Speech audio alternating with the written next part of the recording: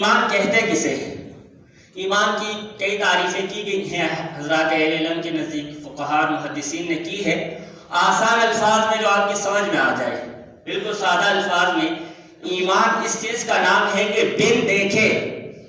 وہ تمام عقائد اور وہ تمام احکامات اور وہ تمام خبریں جو پیغمبر خدا صلی اللہ علیہ وسلم نے دی ہیں، ان پر اعتماد کرتے ہوئے ان سب کو مان لینا، اس کا نام ہے ایمان۔ تو ایمان میں جو بنیاد ہے بن دیکھے پیغمبر پر اعتماد کرتے ہوئے انسان کو ان حقیقتوں کو ماننا پڑتا ہے جو بظاہر انسان کی آنکھوں کے سامنے نہیں ہوتی ہے، لیکن خبر دینے والا چونکہ ایسا سچا ہے کہ جس سے جھوٹ کا کبھی مشاہدہ نہیں ہوا ہے، کہ جو ان کے بڑے سے بڑے دشمن تھے انہوں نے بھی پیغمبر علیہ السلام کے متعلق طرح طرح کے اعتراضات کیے، طرح طرح کے الزامات لگائے، لیکن جھوٹ کا الزام وہ بھی نہیں لگا سکے، بلکہ انہوں نے کہا کہ جربناک مرارا ما وجدناک الا صادقا، کہ کئی مرتبہ ہم نے آپ کو تجربہ کیا لیکن ہم نے ہر مرتبہ ہی آپ کو سچا ہی پایا ہے۔ تو وہ پیغمبر جو دین کی باتیں بتا رہا ہے ان پر اعتماد کرتے ہوئے ان ساری حقیقتوں کو مان لینا، ان کو تسلیم کر لینا، یہ ہے ایمان۔ اب پیغمبر کی اس دعوت کے نتیجے میں کچھ سعادت مندوں نے بن دیکھے پیغمبر کی بات پر اعتماد کر کے ان ساری حقیقتوں کو تسلیم کر لیا، تو ایسے لوگ مسلمان کہلائے، ایسے لوگ مومن کہلائے۔ جبکہ اس کے مقابلے میں دوسرا ایک طبقہ ایسا رہا کہ جنہوں نے پیغمبر کی دعوت کو نہیں مانا، پیغمبر نے بتایا کہ جنت ہے، جہنم ہے، لیکن وہ ماننے کے لیے تیار نہ ہوئے۔ وہ یہ کہنے لگے کہ ہمیں نظر نہیں آتا ہے، جب تک ہم اپنی آنکھ سے رب نہیں دیکھیں گے تو ہم نہیں مانتے،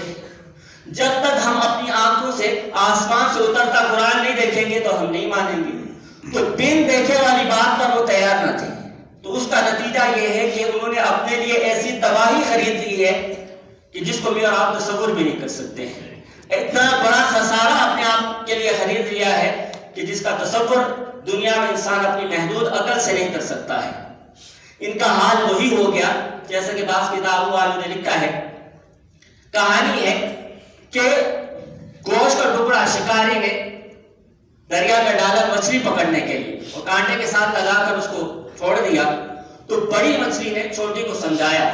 دیکھو یہ جو سامنے تمہیں گوشت کا ٹکڑا نظر آ رہا ہے، جس کو دیکھ کر طبیعت بڑی للچا رہی ہے اس کو کھانے کے لیے، اس کو کھانا نہیں، کیونکہ اس میں کانٹا پھنسا ہوا ہے۔ اگر تم نے اس کو کھانے کی کوشش کی تو کھا کیا سکو گی، بلکہ خود تم شکاری کے شکار میں آ جاؤ گی، اس کے جال میں پھنس جاؤ گی، اور پھر جال میں جب پھنس جاؤ گی تمہیں باہر نکالا جائے گا، اور اس کے بعد یہ شکاری تمہیں چیرے گا، تمہارے ٹکڑے ٹکڑے کرے گا، اور پھر اپنی بیوی کو دے گا، وہ اس پر مسالے لگائے گی اور پھر اس کو گھی میں تلے گی، اور اس کے بعد یہ انسان 32 دانتوں کے اندر تجھے چبا چبا کے کھائے گا، تیری حالت کیا بن جائے گی۔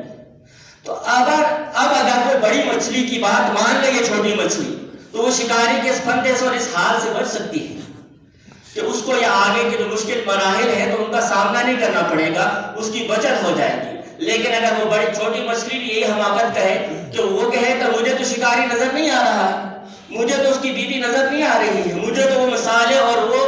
گھی کے اندر تلنا وہ تو نظر نہیں آ رہا ہے، لہذا جو سامنے گوشت نظر آ رہا ہے میں تو اسی کو کھاؤں گی، تو اگر وہ یہ حماقت کرے گی تو آگے کا انجام اس کا خطرناک ہوگا۔ اسی طرح پیغمبر نے جو صداقتیں اور جو حقیقتیں آخرت کے متعلق بتائی کہ اگر اللہ پر ایمان لاؤ گے، نیک اعمال کرو گے، ایمان والی زندگی گزارو گے تو اللہ تبارک و تعالیٰ نے تمہارے لیے جنت اور جنت کی نعمتیں تیار کر رکھی ہیں، اور اگر تم اللہ تبارک و تعالیٰ کے نافرمان رہے، تم نے اپنے رب کو ماننے کا انکار کر دیا اور اعمال والی زندگی پر تم نہ آئے، تو ایسی تباہی ہے کہ وہاں بھی تمہیں آگ میں جلایا جائے گا۔ تو یہ باتیں پیغمبر نے بتائی، لیکن وہ چھوٹی مچھلی والی حماقت ان کافر لوگوں نے کی کہ پیغمبر کی دعوت کو مانا نہیں ہے۔ اب مرنے کے ساتھ ہی پتہ چل جائے گا کہ پیغمبر نے جو باتیں بتائی تھی وہ حقیقت تھی یا نہیں تھی، قبر میں اترنے کے ساتھ ہی مار پڑنا شروع ہو جائے گی، پھر آگے جہنم میں ہمیشہ ہمیشہ جلتے رہیں گے کہ کبھی نہ مسلمان کے لیے تو ہے کہ کبھی نہ کبھی اس کی نجات ہوگی اگر وہ نگار ہوگا، لیکن کافر ایسا بدبخت ہے جس کی کبھی نجات نہیں ہے،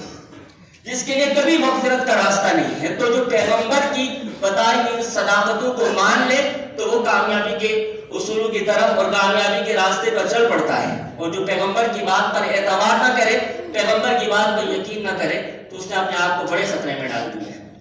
تو یہ ایمان ہے. اب ذرا میں اور آپ اپنے گریبان میں جان کے ہم بھی ذرا اپنے ایمان کو دیکھیں کہ ہم ایمانی اعتبار سے آج کس درجے پہ کھڑے ہیں. میرا اور آپ کا ایمان کس درجے کا ہے؟ پیغمبر نے بہت سے اعمال کے متعلق بتایا کہ اگر مثلا نماز نہیں پڑھو گی تو قبر میں عذاب ہوگا، محشر میں ذلت ہوگی اور آخرت میں جہنم کا عذاب ہوگا. یہ پیغمبر نے ایک حقیقت بتا دی ہے. اب اس کے بعد میرا اور آپ کا اس پر کتنا اعتماد ہے، اس کے لیے مجھے اپنی زندگی کا جائزہ لینا ہوگا کہ میں نمازوں کا کتنا پابند ہوں. اگر میری زندگی میں 100% نماز ہے، جس کا مطلب ہے کہ پیغمبر کی بات پر ویسا میں نے یقین کیا جیسے یقین کرنے کا حق تھا. اور اگر نماز میں غفلت ہے، سستی ہے، اس کا مطلب ہے کہ پیغمبر کی بات پر اس درجے کا یقین نہیں ہوا ہے. بڑے افسوس کی بات ہے کہ آج اگر ہمیں کوئی دنیا دار میں رہتے ہوئے کوئی مسلمان ہمیں کہہ دے کہ بھائی اس جگہ آگے آپ نے نہیں جانا ہے، کرنٹ ہے ادھر، حالانکہ ہم نے کرنٹ دیکھا نہیں، اس کو چھوا نہیں، محسوس نہیں کیا ہے، لیکن ایک گناہگار سا مسلمان ہمیں بتا رہا ہے تو ہمیں یقین آ جاتا ہے اور ہم وہاں جاتے بھی نہیں اور دوسروں کو بھی روک رہے ہیں. خبر اس نے بھی دی ہے کہ کرنٹ ہے، آگے جاؤ گے تو تکلیف پہنچ سکتی ہے، آگے جاؤ گے تو مر سکتے ہو. اس کی خبر پر اتنا اعتماد ہے کہ ہم اپنے آپ کو بچا رہے ہیں. لیکن پیغمبر نے بتایا کہ اگر اعمال والی زندگی پر نہیں آؤ گے، ایمان پر نہیں آؤ گے اور گناہوں کو نہیں چھوڑو گے تو پھر جہنم ہے. تو اس سے کتنا بچنے کا اہتمام کر رہے ہیں. قبر میں اترنے کے ساتھ کیڑے مکوڑے مسلط ہو جائیں گے، سانپ بچھو مسلط ہو جائیں گے، اس سے کتنا بچ رہے ہیں. ایک عام آدمی کی بات پر اعتماد کس درجے کا ہے اور پیغمبر صلی اللہ علیہ وسلم کی بات پر اعتماد کس درجے کا ہے، یہ ہر آدمی دیکھ سکتا ہے. تو ایمانی اعتماد سے آج ہمارا بہت برا حال ہے. انسان اس بات کی تو فکر رہتی ہے کہ میری صحت بڑی خراب ہے. ہماری جو ایمانی صحت ہے وہ بہت متاثر ہو چکی ہے. یہ تو اللہ کا فضل ہے اور اللہ کا احسان ہے کہ اس نے ہمیں پیدا مسلمان گھرانے میں کیا ہے. ایسی جگہ ہم نے آنکھ کھولی کہ جہاں لا الہ الا اللہ ہم نے سنا، جہاں ہمارے کان میں آذان دی گئی، ایک کان میں اقامت کہی گئی، تو ہمیں تو بچپن سے یہ ماحول ملا ہے. اس ماحول کے بعد ہماری ایمانی یہ کیفیت ہے. اگر ہم کفر کے گھرانوں میں پیدا ہوئے ہوتے تو اس وقت ہمارا کیا حال ہوتا؟